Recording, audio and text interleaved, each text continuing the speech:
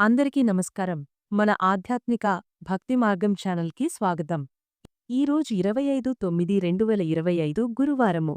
శరన్నవరాత్రి మహోత్సవాలలో 4వ రోజు మనం శ్రీ కాత్యాయనీదేవి గురించి తెలుసుకుందాం. ఈ వీడియోలో మనం శ్రీ కనకదుర్గమ్మవారు కాత్యాయనీదేవిగా అలంకరించబడిన దివ్య స్వరూపాన్ని, ఆమె వాహనం, ఆయుధాల మహిమలను తెలుసుకుంటాం. అలాగే ధ్యాన శ్లోకం యొక్క లోతైన అర్థాన్ని, ఆమె జననం వెనుక ఉన్న చారిత్రక కథను మరియు ఈరోజు తల్లిని పూజిస్తే లభించే అద్భుతమైన ఫలితాలను కూడా తెలుసుకుందాం. వీడియోను చివరి వరకు తప్పకుండా చూడండి. అమ్మవారి దివ్యస్వరూపాన్ని మనం ఇప్పుడు ధ్యాన శ్లోకం ద్వారా స్మరించుకుందాం. శ్లోకాన్ని, దాని అర్థాన్ని కూడా తెలుసుకుందాం. చంద్రహాసోజ్వలకర శార్దూలవర వాహన కాత్యాయని శుభం దద్యాద్ దేవి దానవఘాతిని.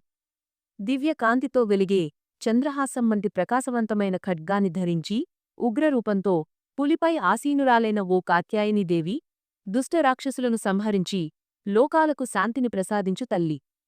శ్రీ కనకదుర్గమ్మవారు శ్రీ కాత్యాయనీదేవి అలంకారంలో దర్శనమిస్తారు. దేవిని పట్టువస్త్రాలు, మణులు, కిరీటాలు, కాంతివంతమైన ఆభరణాలు అలంకరిస్తాయి. ఆమె చేతిలోని త్రిశూలం, ఖడ్గం, గద, చక్రం, ధనుస్సు వంటి ఆయుధాలు భక్తులకు రక్షణ, ధైర్యం మరియు శత్రునాశనం వంటి అభయాన్ని అందిస్తాయి. సింహవాహనంగా దర్శనమిచ్చే ఈ తల్లి శక్తి, భక్తి, భద్రతకు ప్రతీక. కాత్యాయనీదేవి చరిత్ర. ఈ తల్లికి కాత్యాయనీదేవి అనే పేరు ఎలా వచ్చిందో తెలుసుకుందాం. కథ అనే మహర్షి కుమారుడైన కాత్యాయనుడు దేవిని తన పుత్రికగా పొందాలని ఘోర తపస్సు చేశారు.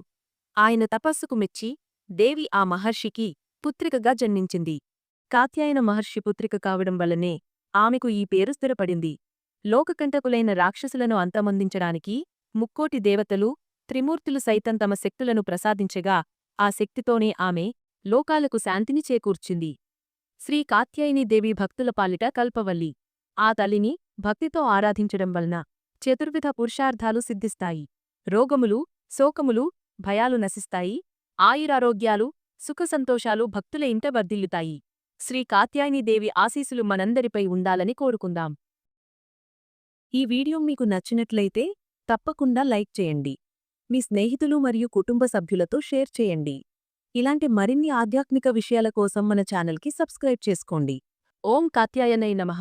ధన్యవాదాలు.